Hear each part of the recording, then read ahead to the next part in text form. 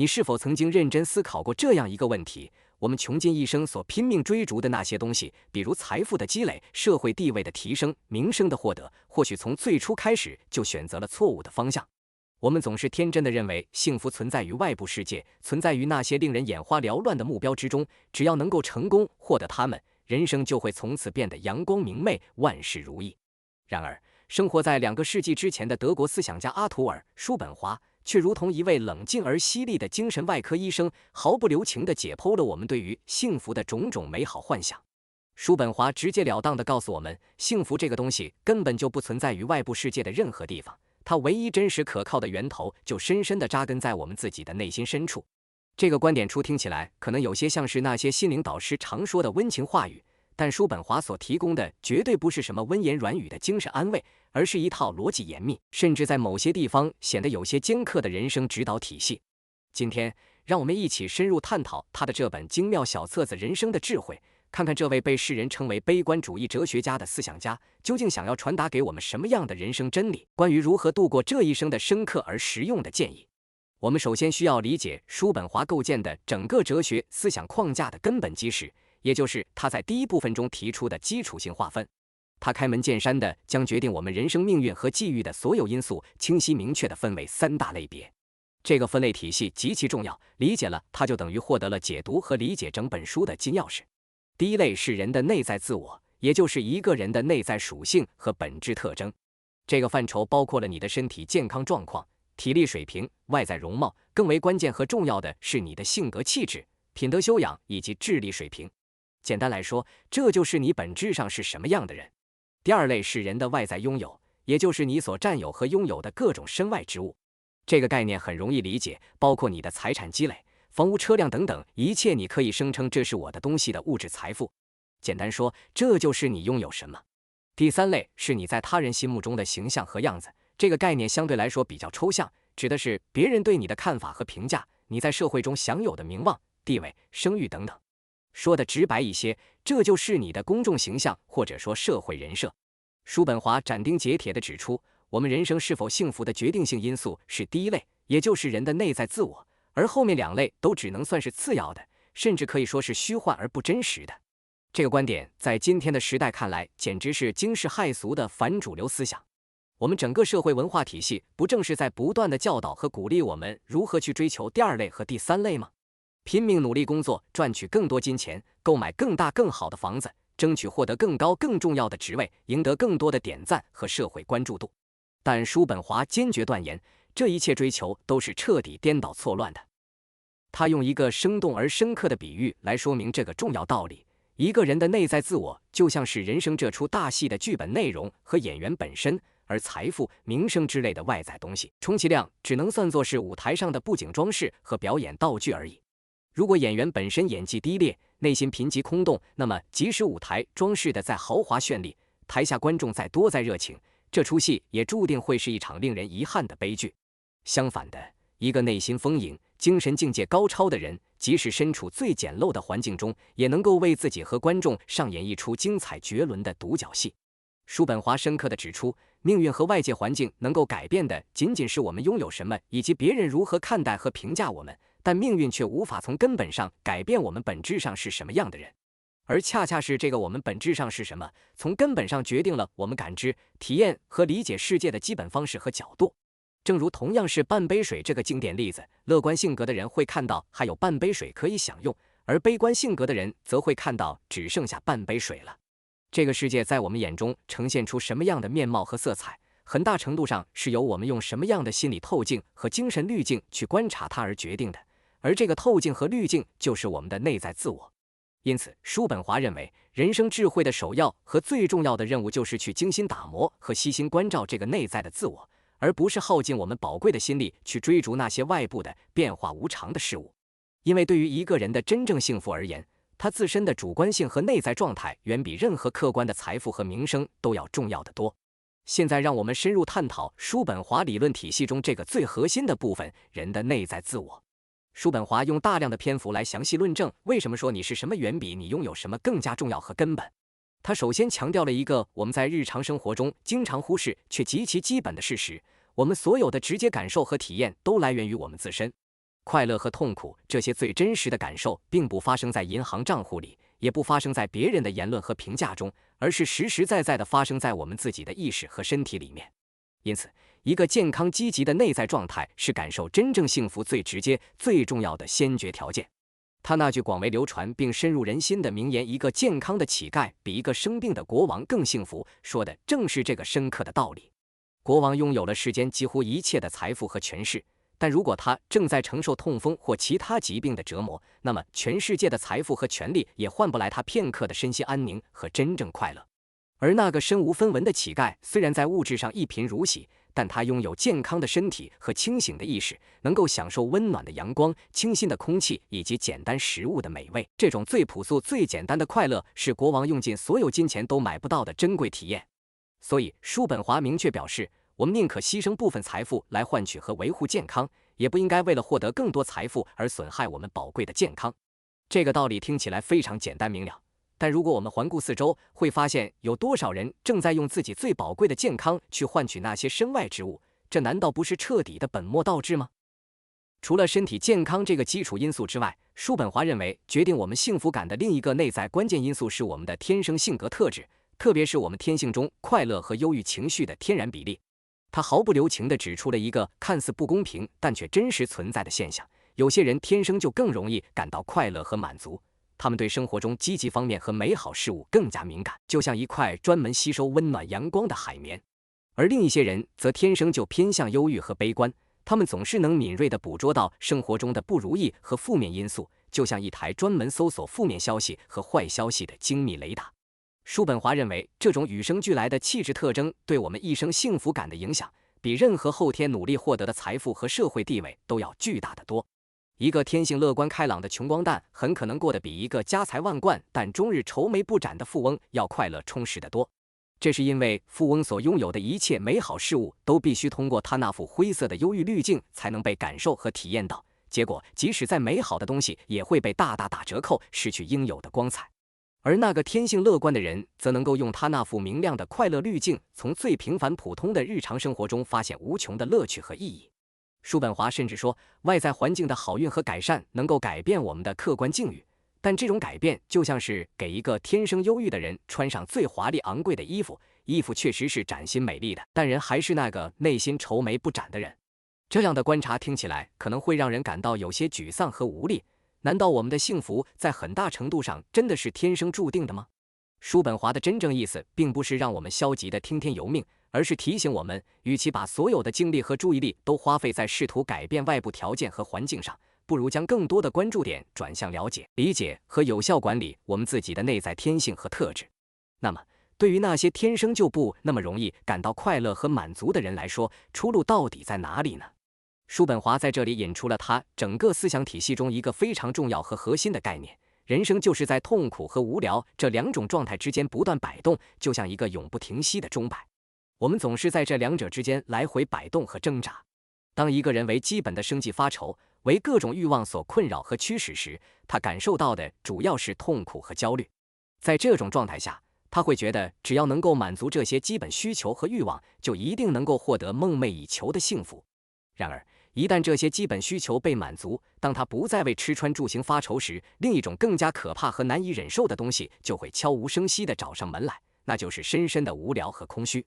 想象一个典型的无所事事的富二代，他在物质上什么都不缺乏，可以轻易获得任何想要的东西，但每天都觉得生活空虚乏味，不知道自己应该做什么，找不到生活的目标和意义。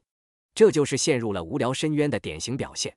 对于大多数普通人来说，生活就是一场在痛苦和无聊这两种痛苦状态之间持续不断的挣扎和摆动。那么，如何才能从这个看似无法摆脱的钟摆诅咒中真正逃离出来呢？叔本华给出的答案是，拥有一个丰富充实的精神世界和内在生活。他根据人们获得快乐的主要方式和来源，把所有人大致分为3个不同的类别。第一类是那些主要为满足生理需求而活着的人，他们的快乐主要来自于各种感官享受，比如美食、美酒、性爱等等吃喝玩乐的活动。这类人的生活完全依赖于外部刺激和感官体验，一旦外部刺激消失或者感官满足被剥夺，他们就会立即陷入无聊和空虚的痛苦之中。第二类是那些主要为追求体格力量和身体能力而活的人，他们的快乐主要来自于各种运动、竞技和体力活动。第三类也是叔本华认为最高级、最幸运的一类，是那些拥有卓越精神力量和丰富内在世界的人，也就是我们通常所说的思想家、艺术家、学者和哲学家等等。这第三类人最大的幸运和优势在于，他们拥有一个取之不尽、用之不竭的内在精神宝库。他们的快乐和满足不依赖于变化无常的外部世界，而主要来自于自己的思想、观察、创造和精神追求。当别人正在为各种社交活动、奢侈派对、昂贵物品而奔波劳碌时，他们可以安然自得地待在自己安静的书房里，与古今中外的伟大灵魂进行深度对话，在知识的海洋和艺术的世界中自由遨游。这种精神层面的快乐是最高级、最纯粹的，也是最持久稳定的，因为它完全来源于人的内在自我，不会被外部环境的变化轻易剥夺或破坏。叔本华用了一个非常形象生动的比喻来说明这种差别：一个精神空虚贫乏的人，他的整个存在和快乐都完全依赖于外部世界的刺激和供给，就像一棵没有根系的植物，轻微的风吹草动就能让它倒下。他需要不断地从外界寻找各种刺激和娱乐，比如频繁的社交、旅行、购物、娱乐活动等等，来试图填补内心巨大的空虚感。而一个精神丰富充实的人，他生活的重心完全在自己身上，就像一棵根深叶茂的参天大树，无论外界环境如何变化动荡，他都能够从自己深厚的内在根基中汲取充足的养分和力量。因此，叔本华极力推崇和提倡一种相对离群索居的生活方式。他并不是说要完全与世隔绝，成为隐士或者怪人，而是强调一个真正具有内在价值和精神财富的人，不应该热衷于那些肤浅无聊的社交活动和世俗应酬。因为在大多数社交场合中，人们聊天的内容大都是一些无关紧要的琐事和八卦，充满了虚伪客套和表面文章。对于一个思想深刻、精神丰富的人来说，这种低质量的社交不仅不能带来真正的快乐和满足，反而是一种精神上的消耗和折磨。他宁愿选择高质量的独处时光，因为只有在独处的时候，他才能够真正的面对自己的内心，与自己丰富深刻的精神世界进行对话和交流。叔本华引用古希腊哲学家亚里士多德的经典名言：“热爱独处是哲学家和智者的天性。”这句话反过来也同样成立。只有那些能够在独处中真正自得其乐的人，才算得上拥有了真正的内在财富和精神宝藏。所以，如果你发现自己越来越享受独处的时光，而不是拼命的想要找人陪伴或者参加各种聚会，那么按照叔本华的理论，这很可能是一个非常好的迹象，说明你的精神世界正在变得越来越丰满充实。总结一下这一核心章节的要点，我们真正幸福的根源深深地扎根于我们的内在自我之中。健康的身体是享受幸福的基本基础，乐观的天性是获得快乐的天然催化剂，而一个丰富充实的精神世界则是抵御人生各种痛苦与无聊的终极避难所和坚固堡垒。叔本华给我们的核心建议是，我们应该努力把人生的重心从向外追求转向内探索，努力让自己成为一个有趣、有思想、有独立精神世界的完整的人。这比你能够拥有多少财富、获得多少名声，更能从根本上决定你一生的幸福质量和生命意义。接下来，我们来探讨叔本华理论体系的第三个重要部分——人的外在拥有。在这一章里，叔本华详细讨论了财富这个我们大多数人终其一生都在不懈追求的东西。他对财富的态度可以说是既现实理性又充满哲学的深度审慎。他并不完全否认金钱和物质财富的重要性和价值，相反，他明确表示，拥有一定数量的财产确实是过上体面独立生活的重要前提条件。一个每天都在为基本生计发愁忧虑的人，确实很难有足够的闲暇和心情去追求高雅的精神生活和文化活动。所以他认为，我们应该珍视和合理规划自己拥有的财产，明智地使用这些资源。但是，叔本华论述的重点在于严厉批判那种永无止境、贪得无厌的追求财富的欲望和心态。他引用了一个非常经典的古罗马诗人的深刻比喻：财富就像海水，越喝越感到口渴。人类的欲望本质上是永无止境，永远无法真正满足的。当你月薪只有3000元的时候，你觉得如果能够达到月薪1万元，就一定会感到幸福满足了。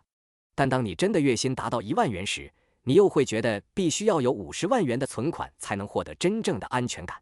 当你真的积累了50万元存款后，你又开始羡慕那些拥有几百万、几千万财富的人，认为只有达到那个水平才算真正成功。这个欲望的阶梯和攀比的游戏是没有尽头的，就像一个永远无法到达顶端的无限高楼。我们之所以经常感到不满足和焦虑，往往不是因为我们客观上拥有的太少，而是因为我们总是看到别人拥有的更多，我们的幸福感和满足感总是建立在与他人的比较之上。这种心理机制本身就是痛苦和不安的根本源头。叔本华敏锐地指出，我们很少花时间去仔细思考和感激我们已经拥有的东西，却总是念念不忘、耿耿于怀我们还缺少什么，还没有得到什么。这种思维模式和心理习惯注定了我们永远无法感到真正持久的满足和内心平静。他还观察到一个非常有趣和值得深思的社会现象：那些出身贫寒，后来通过自己努力致富的人，往往比那些生来就继承了大笔遗产的富家子弟更懂得如何有效管理和明智使用财富。这主要是因为前者曾经深刻体验过贫穷的滋味和艰难，他们把财富看作是抵御未来各种风险和不确定性的重要工具，所以会格外珍惜和谨慎对待。而后者，那些含着金汤匙出生的人，往往把财富看作是理所当然、取之不尽的东西，因此更容易挥霍无度，最终可能因为缺乏理财意识而陷入经济困境。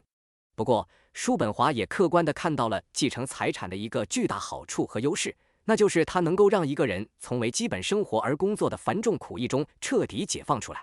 如果一个人不需要为了赚钱为生而被迫出卖自己宝贵的时间和精力，他就有可能去从事那些自己真正热爱和感兴趣的，但可能无法带来丰厚经济回报的高尚事业，比如哲学思考、艺术创作、科学研究等等。从这个角度来看，继承得来的财富可以成为一个人实现最高精神追求和人生理想的重要基石。当然，这一切的前提条件是，这个人本身就是一个具有精神追求和文化修养的人。如果他本质上是一个内心空虚、精神贫乏的人，那么巨额的财富只会把他推向更深层次的无聊、放纵和精神沉沦的危险深渊。因此，在财富这个重要问题上，叔本华给我们的建议可以总结为以下几个要点。首先，我们要清醒地认识到，财富对于人生幸福的作用是有限的、间接的。它确实能够帮助我们免除匮乏贫困的痛苦和焦虑，但它无法直接为我们带来真正深层的快乐和精神满足。快乐和满足的真正源头始终在我们的内心和精神世界里。其次，我们要时刻警惕那种永不满足、贪得无厌的物质欲望，要努力学会为自己已经拥有的一切感到知足和感激，而不是总盯着自己没有的东西或者别人拥有的更多财富。最后，如果你有幸拥有了足够让你无需为基本生计发愁的财富，那么你应该把这种财富看作是一种珍贵的自由，一种可以让你去追求更高精神价值和人生意义的宝贵机会，而不是仅仅用它来满足无穷无尽的物质欲望和感官享受。说到底，财富只是一种工具，如何明智地使用这个工具，最终还是取决于人的内在自我这个根本因素。讨论完内在自我和外在财富之后，我们现在来到叔本华理论体系的第4个重要部分：人在他人眼中的样子。这一章探讨的是名誉、社会地位、声望等等在他人认知中的形象问题。叔本华对这类外在评价的态度是3个分类中最为负面和批判的。他认为，如果一个人把自己人生的幸福和自我价值建立在别人如何看待和评价自己的基础之上，那么他的一生将会是既悲惨又荒谬的。为什么叔本华会得出如此严厉的结论呢？因为别人的看法和评价是所有东西里面最虚无缥缈、最不受我们控制和影响的，它们存在于别人的头脑和意识里，而不是在我们自己的真实体验中。为了获得一个我们既无法完全控制，也无法直接感受的虚幻东西，而牺牲掉我们真实直接的内在感受和生活体验，这难道不是天底下最愚蠢、最不值得的买卖和交换吗？想象一下这样的日常情景：你精心打扮一番，穿上新买的昂贵衣服，结果出门时邻居只是淡淡的瞥了一眼，没有像你内心期待的那样表现出赞赏和羡慕，你是否会感到一阵明显的失落和沮丧？或者你在社交媒体上发布了一个你认为很有趣或很有意义的动态，然后就开始一遍遍地刷新页面，焦急地查看有多少人点赞，有多少人评论。如果反响平平，没有达到你的预期，你是否会感到很沮丧和失望？这些微小而频繁的日常瞬间都清楚地暴露了我们是多么在乎和依赖别人对自己的看法和认可。叔本华把这种过分在乎他人眼光和评价的心理称为人性中的一个巨大弱点和致命缺陷。他明确建议我们应该把这种天生的虚荣心和对外在认可的渴望看作是一种需要认真戒除和克服的坏习惯。他举了一个很有启发性的例子：一个人在私底下做了某件不太光彩的事情，他自己内心可能并没有感到太大的愧疚和波澜，但是一旦这件事被其他人知道了，他就会感到无比的羞耻、恐惧和痛苦。这个心理反应清楚地说明，他真正恐惧和痛苦的并不是这件事情本身的对错，而是别人对这件事的看法和可能的负面评价。在更极端的情况下，这种对他人眼光的过度在乎，甚至可能导致决斗、自杀等极端行为。历史上有多少人为了所谓的面子和荣誉而不惜付出生命的代价？这不正是把别人头脑中的看法看得比自己宝贵的生命还要重要的荒谬表现吗？至于对身后名声的追求，叔本华更是觉得完全不值一提和毫无意义。他尖锐地问道：一个人活着的时候都无法从别人的赞美和认可中获得多少真实持久的快乐，那么他死后来自那些他从未见过、永远不会认识的人的赞誉，对他又能有什么实际意义呢？追求身后的名声，就像是为一个永远不会举办的派对精心准备盛宴一样，毫无意义。叔本华还举例说明，许多真正伟大的艺术家、思想家和科学家，在他们生前往往都默默无闻，甚至备受冷落和误解。他们的名声和社会认可都是在他们去世之后才逐渐建立起来的。这个历史现象恰恰说明，真正的价值和意义与当时人们的看法和评价往往是完全不同的两回事。因此，一个真正有智慧的人应该专注于创造和追求有真实价值的东西，而不是去操心和担忧别人会不会给予他应有的名声和认可。总而言之，第4章的核心思想就是要尽可能地降低和减少他人在我们人生幸福中的权重和影响力。我们应该努力把自己的幸福感和自我价值建立在那些我们能够真正掌控的真实存在的东西之上，也就是我们的内在自我品质和我们实际拥有的真实生活，而绝不应该建立在别人头脑中那个虚无缥缈、变化无常的倒影和评价之上。叔本华的这些建议听起来可能有些极端，甚至带有一些反社会的色彩，但他实际上是想告诉我们一个极其深刻和重要的人生道理：只有当我们真正从对他人认可和赞许的强烈渴望中解放出来，我们才能够获得真正的内心自由、独立和持久的安宁。讲完了基础的理论框架之后，现在我们进入叔本华这本书中最实用也是篇幅最长的核心部分——第5章的建议和格言。如果说前面几章是在搭建理论地基和绘制思想蓝图，那么这一章就是具体详细的施工指南，教导我们如何在复杂的日常生活中有效运用他的哲学思想，来减少各种不必要的痛苦，获得内心的安宁和智慧。这里面包含的实用建议非常多样和丰富，我们挑选几个最重要、最能体现叔本华人生智慧的核心观点来详细讨论。首先，叔本华提出了一个总体性的指导原则，他认为我们的人生规划和重大决策应该以避免和减少痛苦为主要目标，而不是以追求和获得快乐为主要目标。这个观点初听起来可能显得很消极和保守，但如果仔细思考，就会发现其中蕴含着深刻的智慧和道理。叔本华解释说，所谓的快乐本质上是一种消极的、暂时的东西，它主要是各种痛苦的暂时解除和缺失状态。比如，饥饿是一种明确的痛苦，而吃饭的快乐主要就在于解除了饥饿的痛苦感受。口渴是痛苦，喝水的快乐就在于解除了口渴的难受。一旦这些痛苦被有效解除，快乐的感觉很快就会消失，甚至可能转化为新的无聊和空虚。而痛苦却是真实而积极的存在，它有着明确的实体性和持续性。因此，一个真正明智理性的人，他所追求的不应该是那些虚幻而短暂的快乐体验，而应该是尽可能的避免和远离那些确定无疑的痛苦和伤害。用我们现在流行的话来说，就是要学会在人生中做减法，而不是盲目的拼命做加法。比如，在选择职业和事业方向时，不要只盯着那个看起来最光鲜亮丽、最能带来表面快乐和荣耀的选项，而要优先考虑和排除那些很可能会给你带来巨大痛苦、压力和负面影响的选项。在人际交往和社会关系中，与其费尽心机去结交那些可能会给你带来一些好处和快乐的所谓重要人物，不如首先努力远离那些肯定会不断给你制造麻烦、痛苦和负面影响的人。这种以避免痛苦为主要导向的人生策略，虽然听起来不那么激动人心和充满激情，但却很可能让我们的人生之路走得更加平稳、安全和宁静。基于这个总体原则，叔本华给出的第一个具体而重要的建议是要努力活在当下，珍惜现在。他深刻地指出，我们的真实生活只存在于现在这个不断流逝的瞬间里，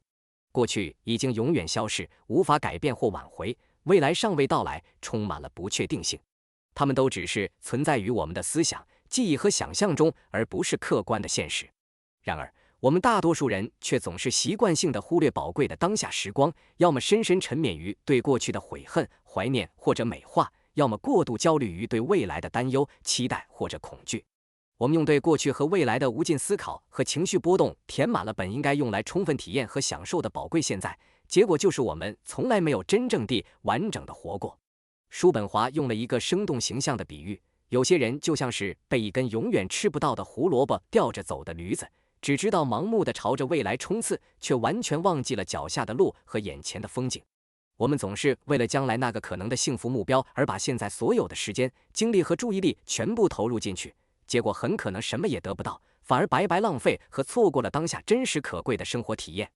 他建议我们应该把每一个当下的时刻都看作是生命中唯一真实存在的部分，并给予它应有的重视、关注和珍惜。当然，这并不意味着我们应该完全不进行未来规划，或者从过去的经验中吸取教训，而是说我们绝不能让对过去和未来的过度思虑和情绪波动毁掉我们当下的那些安宁和生活质量。我们应该把对过去的回忆和对未来的计划都看作是服务于当下这个主人的有用工具，而不是反过来让宝贵的当下成为他们的奴隶。第二个重要的实用建议是关于如何合理设定我们对人生的期望值。叔本华毫不留情地指出，人生痛苦的一个主要来源就是我们往往对生活、对他人、对自己抱有过高过多的期望。我们总是天真的幻想生活会给我们带来各种美好的东西和体验，但残酷的现实往往与我们的美好期望相差甚远。当现实与我们内心的期望发生冲突和落差时，失望、痛苦和愤怒就自然而然地产生了。所以，要想有效减少人生中不必要的痛苦和失望，一个非常重要而有效的方法就是从一开始就不要对生活、对他人、对自己抱有太高太多的期望。要努力把你的期望值调整到一个合理的、相对较低的水平，把生活中可能发生的各种坏事、困难和挫折都提前考虑和准备到。这种做法并不是悲观主义或者消极态度，而是一种理性的预防措施和心理准备。就像一个经验丰富、技术高超的建筑师在设计房屋的时候，不仅会考虑阳光明媚的美好日子，更会重点考虑如何有效应对暴风雨、地震等各种自然灾害的冲击。当我们对可能出现的最坏情况有了充分的心理准备和应对预案，那么当不幸和困难真的降临时，我们就不会感到那么震惊、慌乱和痛苦。而如果预想中的坏事最终没有发生，那么我们就会感到一种意外的惊喜和额外的满足。叔本华引用一句古老而智慧的格言：明智的人追求的是无痛苦的状态，而不是积极的快乐。这种主动降低期望值的人生策略，正是为了帮助我们达到相对无痛苦、内心安宁的理想境界。第三个重要建议是关于人际交往的深层智慧。叔本华对人际关系的整体态度是比较悲观和审慎的。他认为，绝大多数人与人之间的交往主要是出于无聊、虚荣或者现实利益的考虑，真正基于心灵相通和精神共鸣的友谊是极其罕见珍贵的。因此，他给出的第一个重要忠告就是，不要对他人抱有太高的道德期望，不要指望别人会完全理解和支持你，或者在你真正需要的时候总能及时伸出援手。我们应该把每个人都看作是一个独立的、本质上以自我为中心的个体，这样当他们表现出冷漠、自私或者不可理解的行为时，你就不会感到特别惊讶、失望或者愤怒。在这个基础认知之上，叔本华提倡一种保持适当距离的交往策略。他用了一个非常著名而深刻的豪猪寓言来生动说明这一点。在寒冷的冬天里，一群豪猪为了获得温暖而相互靠近，但当他们靠得太近时，身上锋利的刺就会刺痛对方，于是他们又不得不分开一些距离。分开后又会感到寒冷，于是又想要靠近。就这样反反复复的尝试和调整，最终他们找到了一个最佳的距离，既能够感受到彼此的温暖，又不会被对方的刺所伤害。叔本华认为，人与人之间的关系也应该像这群智慧的豪猪一样，努力保持一个恰当合适的距离。太远了会感到孤独和疏离，太近了则会因为彼此不可避免的缺点、棱角和个性冲突而产生摩擦、伤害和痛苦。这种适当的距离感体现在言语交流上，就是不要轻易地与人分享你最私密的想法、感受和秘密，因为你今天的好朋友很可能在将来的某个时候因为各种原因成为你的敌人或者陌生人。体现在行为和生活方式上，就是不要过度依赖任何人，要努力保持自己在经济和精神上的独立自主。叔本华还特别强调了宽容的重要性和必要性。他说，与人交往就像是在一个嘈杂混乱的市场里购物，你不可能只遇到你想要的几样完美东西，你必须接受整个市场环境的嘈杂、混乱和不完美。同样的道理，你不能指望任何一个人只有优点而完全没有缺点。如果你想要与某个人建立和维持关系，你就必须连同他的各种缺点和不足一起接纳和容忍。试图强求别人改变以适应你的要求，或者因为别人的缺点和不足而感到愤愤不平，都是徒劳无功的。唯一明智有效的办法就是学会宽容和接纳。对于那些你实在无法容忍和接受的人，最好的处理方式就是保持距离，敬而远之。叔本华总结出一句充满智慧的人际交往格言：不爱也不恨，是人际交往智慧的一半；不说也不信，是另一半。这句话听起来可能有点冷酷无情，但叔本华认为这是保护自己不受不必要伤害的重要手段和必要策略。第4个与前面章节内容一脉相承的重要建议是要珍视和善用独处的时光。叔本华把一个人对独处的态度和能力看作是他精神富足程度的重要标志。他说，一个人对社交的渴望程度与他的精神贫乏程度往往成反比关系。一个内心空虚、精神贫瘠的人无法忍受长时间的独处，因为当他独自一人的时候，他就必须直接面对自己那个贫瘠乏味的内在世界，这让他感到恐惧、无聊和痛苦。所以他需要不断地通过各种社交活动、娱乐消遣来逃避和分散注意力。而一个精神丰富充实的人，则把高质量的独处看作是一种珍贵的享受，一种从各种无聊庸俗的社交活动中解脱出来的宝贵自由。在独处的时光中，他可以不受任何打扰地进行深入思考和创造性活动，与自己的灵魂进行深度对话，探索内心世界的丰富宝藏。叔本华认为，只有在真正的独处时，一个人才能够完全地、毫无保留地成为他自己，展现出最真实、最完整的个性和才华。因此，他建议我们要学会在繁忙的生活中为自己留出足够的独处空间和时间，把这些时光看作是给精神充电、给心灵加油的宝贵机会。一个年轻人如果能够及早学会真正享受独处，那么他可以说就拥有了一座取之不尽、用之不竭的幸福金矿。除了这些核心建议之外，叔本华还给出了许多其他实用而深刻的人生指导，比如关于如何对待我们的思想和情绪。他建议我们不要让思想的野马随意奔驰和失控，而要学会有效控制和引导它，在需要专注的时候让它停下来，在需要创造的时候给它自由的空间。关于如何面对嫉妒这种常见的负面情绪，他认为嫉妒是人类最愚蠢、最没有意义的情感，因为它的本质是因为他人的幸福和成功而让自己感到痛苦和折磨。这种情绪既不能改变现实，也不能给自己带来任何好处，纯粹是自我折磨。关于如何应对命运的打击和人生的挫折，他建议我们要学会把已经发生的不幸和损失看作是不可改变的既定事实，然后冷静理性地思考如何有效应对和从中恢复，而不是浪费宝贵的时间和精力，沉浸在要是当初不这样做就好了的无谓悔恨和自怨自艾中。所有这些格言和建议都指向一个共同的终极目标，通过理性思考和实践智慧来有效管理我们的内在世界，从而最大限度地减少外在世界的变化和冲击对我们的负面影响，最终获得一种持久稳定的内心安宁和生活智慧。最后，我们来到本书的第6章，人生的不同阶段。在这个总结性的章节里，叔本华用他那独特的、略带忧郁但充满智慧的视角，细致描绘了人从青年时期、成年时期到老年时期的心路历程和精神变化。他认为，人生的不同阶段就像一本厚重小说的不同章节，只有当我们读到最后一页的时候，我们才能够真正理解和把握整个故事的完整意义和深层价值。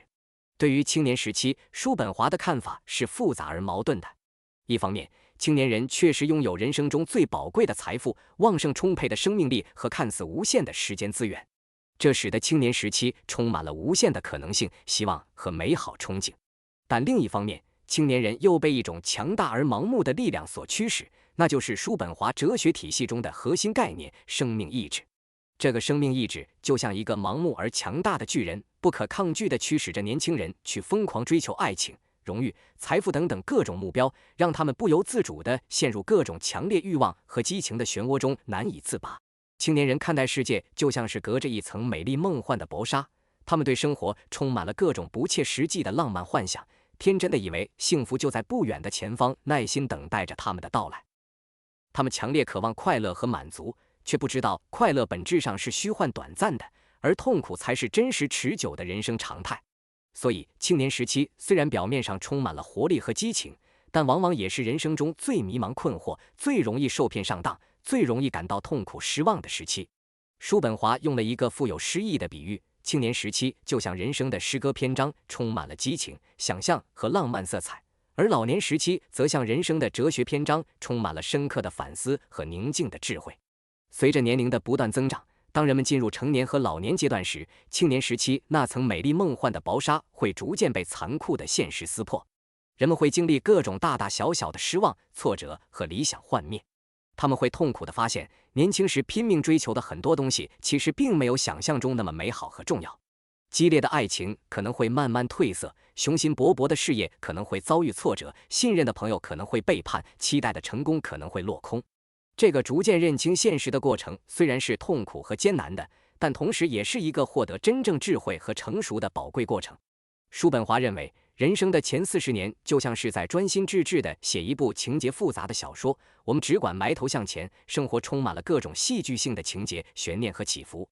而人生的后30年，则像是在为这部已经完成的小说撰写详细的注解和评论。我们开始回过头去，仔细审视和深入理解每一个情节、每一个人物、每一个转折背后的真正含义和价值。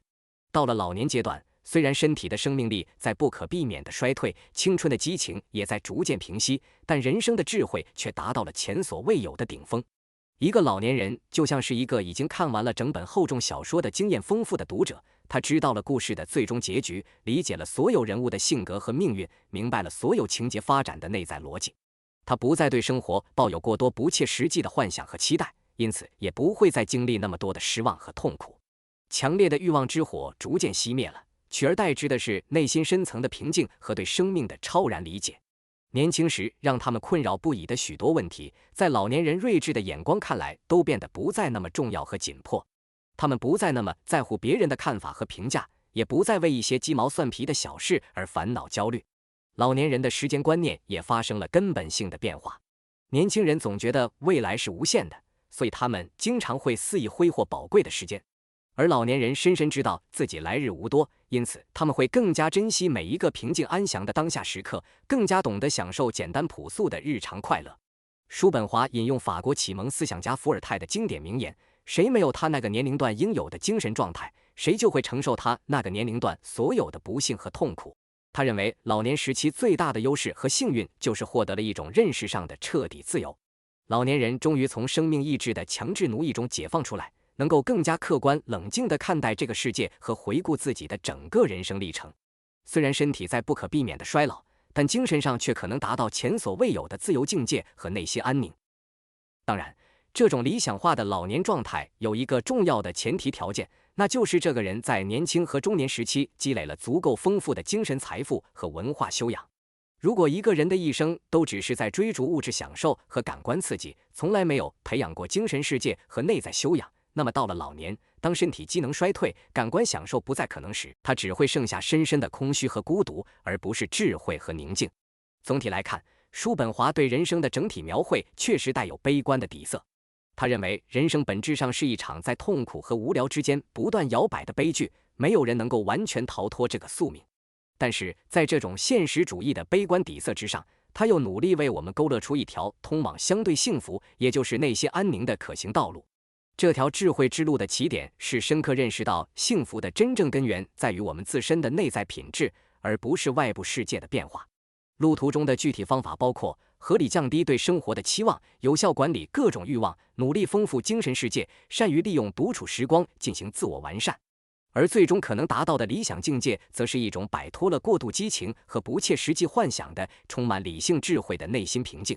叔本华就像一个经验极其丰富的老船长，他诚实地告诉即将出海的年轻水手，大海是险恶多变的，暴风雨是不可避免的，你们千万不要指望能够找到一个永远风和日丽的理想天堂岛。但是它可以传授给你们如何加固船只，如何准确识别天气变化，如何巧妙避开危险暗礁的宝贵经验和实用技巧，从而让你们的人生航行不至于那么颠簸危险，最终能够相对平稳安全地抵达生命的终点港湾。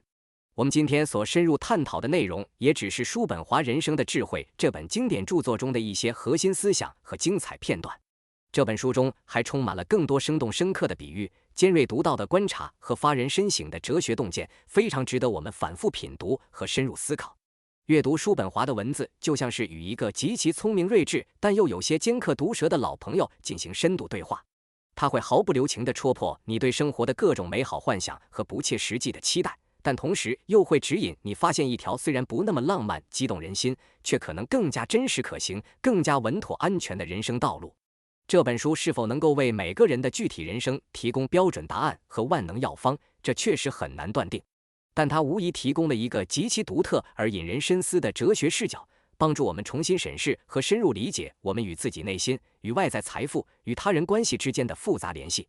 如果你对这些根本性的人生问题感到好奇或者困惑，强烈建议你亲自去仔细阅读这部思想深刻的原著，或许会获得属于你自己的那份珍贵启发和人生智慧。